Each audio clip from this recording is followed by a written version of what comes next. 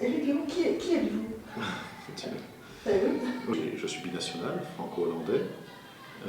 J'ai pratiquement habité toute ma vie à l'étranger.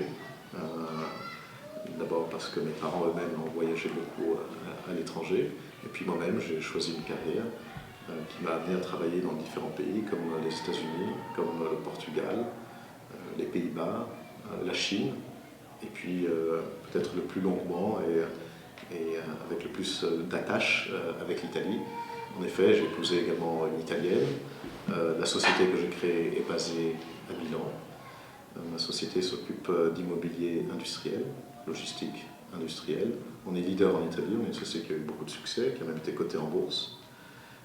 J'ai 2 enfants qui sont en bas âge, mais qui vont à l'école française de Milan. Moi-même, j'ai été élève dans les différentes écoles françaises à l'étranger, et également les écoles européennes, qui sont également une réalité qu'on oublie souvent.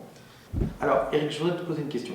Quelles sont les problématiques principales des Français qui résident en Italie, ou plus généralement des Français qui résident à l'étranger?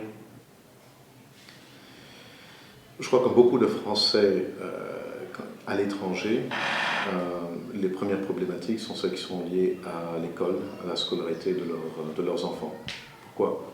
D'abord parce qu'ils ont évidemment d'autres problématiques, mais le rôle du député n'est pas d'aller résoudre les problèmes de passeport de l'un, de visa de l'autre, de permis de travailler des uns et des autres. Donc qu'est-ce qui regroupe principalement la communauté française dans un pays? Il y a des tas d'institutions qui, selon moi, ne servent à rien, qui sont des organismes de développement, qui sont des agences pour promouvoir le tourisme. J'ai du respect pour le travail qu'ils font, mais ce ne sont pas des institutions qui regroupent les Français de l'étranger ou qui les représentent. Je pense que donc, le souci principal des Français à l'étranger est lié à l'éducation de leurs enfants. C'est pour ça que je pense qu'un candidat crédible pour les Français de l'étranger, c'est un candidat qui s'attaquera vraiment au problème de scolarité, au coût économique qui, pour beaucoup de foyers, est un grand problème, également au développement des écoles françaises dans les différents pays de la circonscription. Éric, ça fait plusieurs mois que tu observes cette campagne. Tu l'as regardée d'abord comme spectateur, maintenant tu deviens acteur. Et j'aimerais savoir d'où tu es en Italie, comment tu observes cette campagne, comment tu l'apprécies et comment tu as l'impression que les gens la regardent, l'observent et s'y intéressent.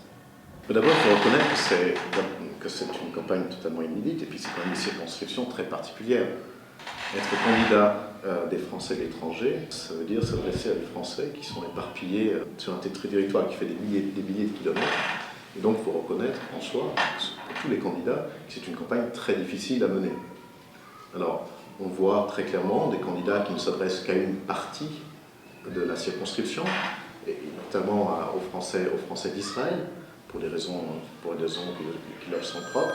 Et puis également des candidats qui en sont vraiment allés à la rencontre le plus possible des Français de l'étranger, à la fois par l'organisation d'interviews dans les médias locaux, et si on peut quand même souligner que Philippe Garçanti, en l'occurrence, a une très très grande présence médiatique, pas seulement en Israël, pas seulement en France aussi d'ailleurs, mais également en Italie. Et l'entrée politique, elle s'est faite comment? C'est quoi ce qui vous a motivé? Je ne me considère pas comme étant en politique. Je suis simplement un entrepreneur qui s'intéresse à la politique. Donc, de la même façon, dans cette campagne, je me sens concerné. C'est quand même la première fois qu'on a une campagne qui s'adresse aux Français de l'étranger. Je me considère un Français de l'étranger. Et donc, je m'intéresse à cette campagne. C'est une campagne, comme on l'a dit, totalement inédite. Il y a de tout dans les candidatures, le mauvais et le pire. Je pense que la prochaine élection sera plus facile parce qu'on aura des repères, on aura un candidat sortant, on saura comment s'est passée la première campagne. Mais aujourd'hui, on a l'inconnu total. Je trouve que en soi, c'est un exercice extrêmement intéressant.